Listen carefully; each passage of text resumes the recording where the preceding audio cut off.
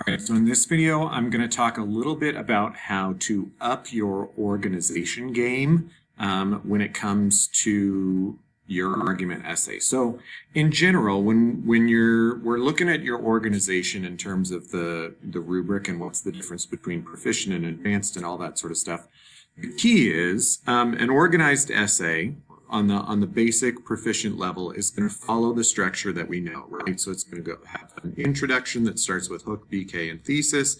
It's going to have body paragraphs that follow the green, yellow, red, red. And all the parts are going to make sense. They're going to, flow together. There's going to be a logical and clear organizational structure to the ideas, right? So we know or should know how to do that. It's literally just kind of following the pattern of thinking that we've been practicing with writing all this year, same thing with the conclusion. The advanced tip, though, has to do with the way in which you structure and place the ideas that are within that larger structure of green, yellow, red, red, all that sort of stuff. So if we take a look at the brainstorming, this is based off of the binge watching sample essay that we were looking at. If I were the writer of that essay, then what that means is I would have started with these ideas, right? I would have done my research. I would have looked for all the different ideas in the different sources. And I would have thought, okay, well, I think binge watching is bad. So I need to think of the best possible ideas that the other side is going to say so that I can attack those ideas. So I think, okay, well, the other side is going to say it's good because it helps you connect with people. They're going to say it's good because it reduces stress. They're going to say it's good because it's satisfying for fans. It, allows them to be entertained. So I'm going to attack those. This is the process that we've been doing and practicing. I'm going to say, well, yeah, it might help you connect with people, but actually it really leads to isolation because you just end up watching it on your own. It might reduce stress, but you end up with less physical activity, and I have health problems. That leads to health problems and that sort of stuff.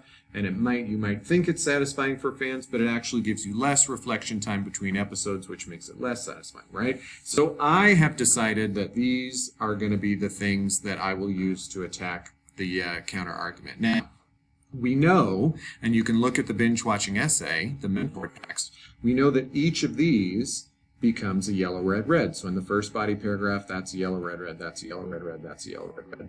The second one, that's one, that's one, that's one. And we know that if this is the first one in the first body paragraph, well, then this is going to be the first one in the second body paragraph because this directly attacks that. So we know that like first, second, third, third.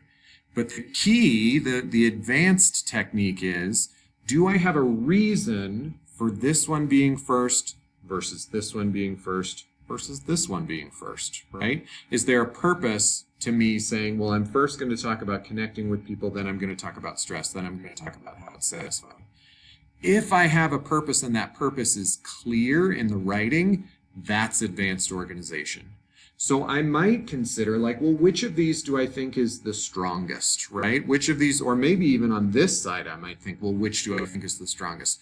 I might think that the strongest argument I have is the health problems one. If I think that, well, then I might take this whole section here and move it to become my third main point, prove it in both the first and the second body paragraph, right? If I feel like this one maybe, satisfying for fans, like, it's all right, it's, but it's not my strongest argument, I might take that one and I might put it first, right? And say like, you know what, I'm going to save the best for last and I'm going to introduce my ideas in terms of order of strength. Right? Now, it's not just a matter of ordering them that way. It also would have to include some sort of indication from me as the writer that that reason is in my paragraphs, right? So when I get down to the second body paragraph, I wouldn't just say, finally, binge watching is undoubtedly more of a negative activity than whatever. I would have to use my transition, and remember we said this would be a different yellow, red, red, so this one is now going to become health problems, right? So I might say like, finally, and most importantly of all, or like, finally, and the largest argument, against binge watching. So I've given some indication to my reader that there's sort of a method to my madness, right? So I've saved the best for last, and I've used my transitions to kind of communicate, hey, there's a reason I'm saving this one for last.